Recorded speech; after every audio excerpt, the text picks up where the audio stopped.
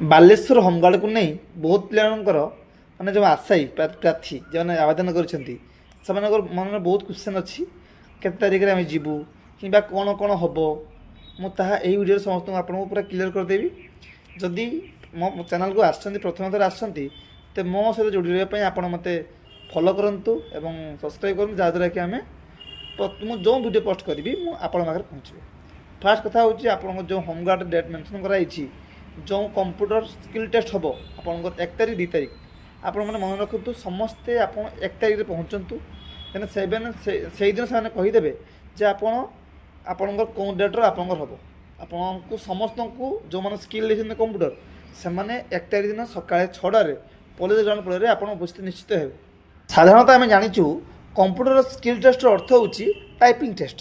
Typing test ମାନେ ଆପଣ ଗୋଟେ ମିନିଟ୍ରେ କେତୋଟି ଶବ୍ଦ ଆପଣ ଲେଖିପାରୁଛନ୍ତି।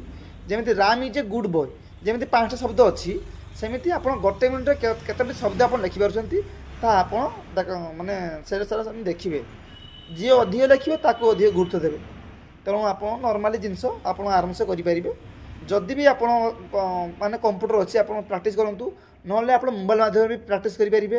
ମୋବାଇଲରେ OTG ମାଧ୍ୟମରେ କିବୋର୍ଡ଼ ମାଧ୍ୟମରେ ଆପଣ ନିଜର ଯେଉଁ ସ୍କିଲ୍ ଅଛି ତାହା ବଢ଼ାଇ ପାରିବେ, ଟାଇପିଂ ସ୍ପିଡ୍ କରିପାରିବେ। ବର୍ତ୍ତମାନ ସମୟ ଅଛି ବହୁତ ଦିନ। ଏବଂ ତାପରେ ଆପଣ କ'ଣ କ'ଣ ଡକୁମେଣ୍ଟ ନେଇ ସେଇ ପୋଲିସ ଗ୍ରାଉଣ୍ଡକୁ ଆସିବେ।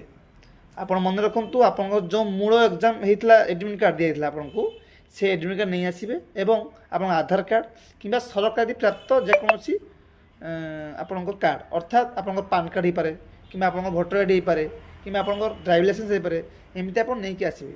କିନ୍ତୁ ସବୁଠୁ ଭଲ ହେବ ଆପଣ ଆଧାର କାର୍ଡ଼ ନେଇକି ଆସିବେ, ସବୁଠୁ ଭଲ ହେବ।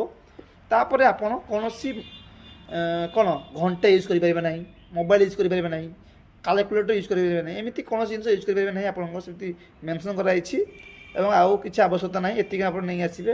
ତାପରେ ଆପଣଙ୍କର ସ୍କିଲ୍ ଟେଷ୍ଟ ହେବ। ସେମାନେ କହିଦେବେ କି ଆପଣଙ୍କର କେଉଁ ଦିନ ହେବ।